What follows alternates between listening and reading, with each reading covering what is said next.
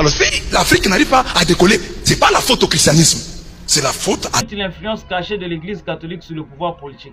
Dans plusieurs pays africains, l'Église a une influence directe ou indirecte sur les institutions politiques. Elle pèse sur les lois politiques, bloque certaines réformes éducatives, des droits des femmes, contrôle des naissances.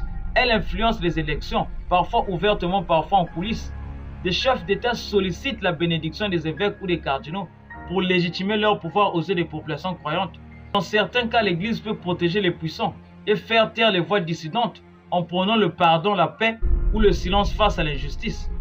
En résumé, le christianisme tel qu'il a été implanté en Afrique a souvent servi à détruire les valeurs africaines, implanter un complexe d'infériorité, justifier l'exploitation coloniale, encourager la soumission et l'inaction, canaliser les énergies et les ressources dans les institutions religieuses stériles et freiner l'émergence d'un esprit critique, scientifique et autonome. En conclusion, le problème, ce n'est pas la foi, c'est vrai. Ce n'est pas le message d'amour et de justice du christianisme. Le problème, c'est l'utilisation de la religion comme outil de contrôle, de domination et de soumission des peuples africains.